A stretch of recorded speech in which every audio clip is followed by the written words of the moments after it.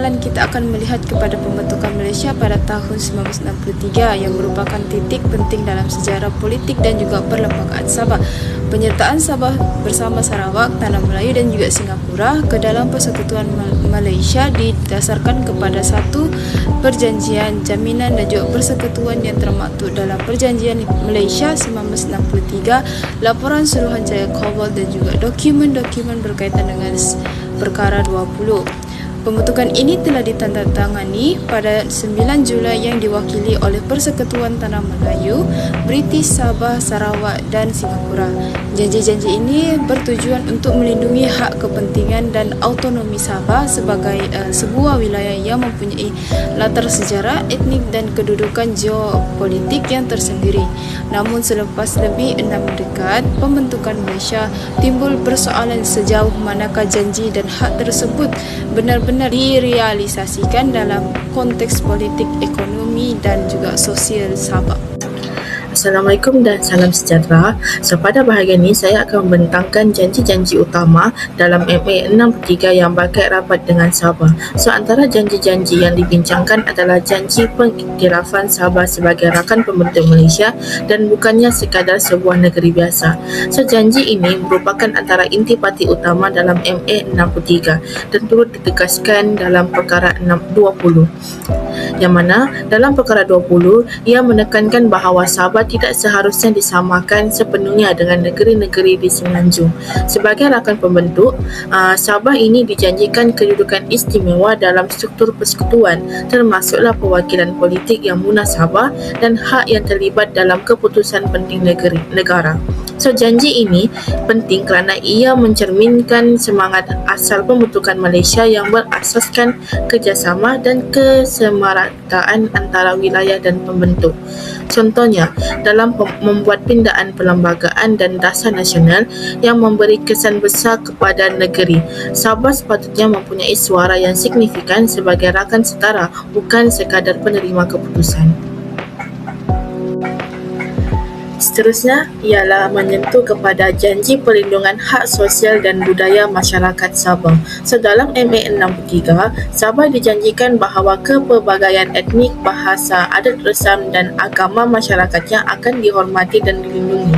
So, janji ini juga selari dengan Perkara 20, khususnya yang menekankan perlindungan terhadap identiti tempatan dan kebebasan sosial masyarakat Sabah. So, Sabah merupakan negeri-negeri yang sangat majmuk dengan etnik seperti Kadazan Dusun, Bajau, Murut dan lain-lain. So, etnik ini dia banyak tertumpu di kawasan seperti Penampang, Kota Belud, Keningau dan juga Semporna. Oleh itu, perlindungan terhadap adat resam, bahasa ibunda dan amalan budaya tempatan adalah penting bagi memastikan identiti masyarakat Sabah tidak terhakis dalam kerangka negara bangsa yang lebih besar. So, janji ini juga menjadi asas kepada keharmonian sosial dan kestabilan politik di Sabah kerana penghormatannya terhadap kepelbagaian budaya mampu mengelakkan konflik dan ketegangan antara komuniti. Seterusnya ialah janji dalam hak immigration. Dalam Malaysia Agreement 1963, Sabah telah dijanjikan kuasa untuk mengawal urusan immigration, yang bermaksud kerajaan negeri Sabah mempunyai hak untuk menentukan siapa yang boleh masuk ke dalam negeri ini, termasuklah individu dari Semenanjung Malaysia ataupun Sarawak dan juga dari luar negara. Hak ini telah diiktiraf sebagai sebahagian daripada Perjanjian MA 63 dan diperincikan melalui Memorandum 20 di bawah Perkara 6. Hak ini bertujuan untuk melindungi kepentingan penduduk tempatan, khususnya dari segi peluang pekerjaan, keseimbangan sosial dan identiti masyarakat tempatan. Dengan hak yang dimiliki ini, secara tidak langsung membolehkan Sabah menguruskan kemasukan pekerja asing dan penduduk luar negeri agar tidak menjejaskan ekonomi tempatan atau menimbulkan ketidakseimbangan sosial di bandar-bandar tertentu. Bukan itu sahaja, dengan adanya kuasa ini, Sabah juga dapat mengekalkan identiti tempatan dan memastikan hak penduduk tidak tergugat dalam proses pembangunan. Dan yang terakhir ialah janji hak terhadap hasil petroleum, di mana MA 63 turut menjanjikan Sabah hak yang adil terhadap hasil petroleum dan gas yang merupakan antara sumber utama kekayaan negeri ini. Diharapkan hasil petroleum ini dapat digunakan untuk membangunkan infrastruktur, pendidikan, kesehatan dan ekonomi negeri ini, sekaligus memastikan Sabah tidak ketinggalan dalam pembangunan. Perkara ini juga terkandung dalam Memorandum 20 yang menegaskan bahawa Sabah berhak mengawal sumber asli dan menerima manfaat daripada kekayaan negeri sendiri. Sebagai contoh, hasil petroleum di kawasan perairan Sabah membolehkan kerajaan negeri membiayai projek pembangunan tempatan, membina jalan raya di kawasan pendalaman, menambah sekolah dan meningkatkan sistem kesihatan.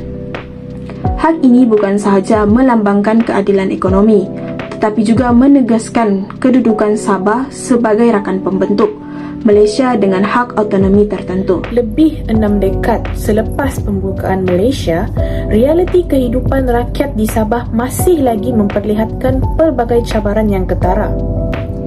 Walaupun negeri Sabah yang penuh dengan sumber semula jadi seperti minyak, gas dan juga hasil hutan, sebahagian besar rakyat Sabah masih lagi berhadapan dengan masalah asas yang belum dapat diselesaikan sepenuhnya. Khususnya di kawasan luar bandar, keadaan infrastruktur masih lagi jauh ketinggalan, jalan raya yang rosak dan berlubang menyukarkan pergerakan harian penduduk, terutamanya untuk ke sekolah, hospital dan juga tempat bekerja. Tidak dilupakan juga, kemudahan asas seperti bekalan air bersih dan juga elektrik juga tidak dinikmati secara konsisten oleh kesemua rakyat.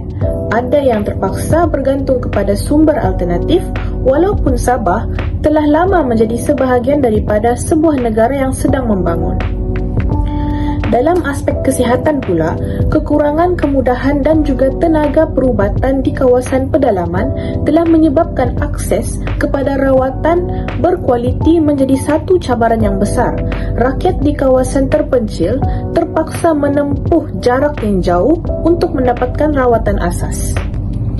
Dari segi pendidikan pula, ia memperlihatkan jurang yang amat ketara.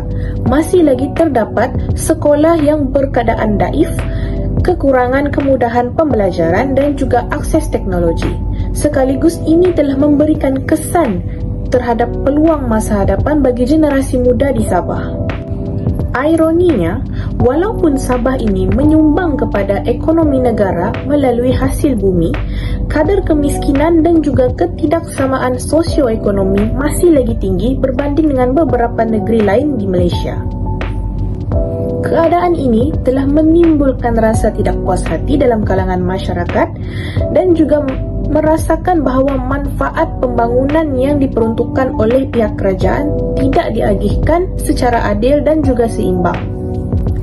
Realiti ini bukan sekadar statistik ataupun laporan, tetapi ianya mengenai kehidupan sebenar rakyat di Sabah, golongan petani, nelayan, pelajar dan juga pekerja yang setiap hari berhadapan dengan pelbagai cabaran untuk meneruskan kehidupan mereka. Apa yang dapat disimpulkan di sini, lebih 6 dekad selepas pembentukan Malaysia pada tahun 1963, persoalan mengenai janji, hak dan loyalti Sabah masih kekal relevan. Perjanjian Malaysia 1963 ini bukan sekadar dokumen sejarah, tetapi dia merupakan asas kepada hubungan persekutuan yang sepatutnya berteraskan keadilan dan kesesamaan. Realiti yang dihadapi hari ini menunjukkan bahawa jurang antara janji dan pelaksanaan masih wujud, khususnya dalam soal autonomi, pembangunan dan penyertaan Sabah dalam proses pembuatan dasar. Namun, kesedaran masyarakat serta usaha menilai semula MA 63 membuka ruang kepada pembetulan sejarah yang lebih adil. Masa depan Sabah tidak terletak pada penolakan terhadap Malaysia, tetapi pada penghormatan terhadap janji yang telah dimenterai. Memahami sejarah adalah langkah pertama untuk memastikan keadilan untuk tidak terus tertangguh. Itu sahaja dari kumpulan kami. Sekian, terima kasih.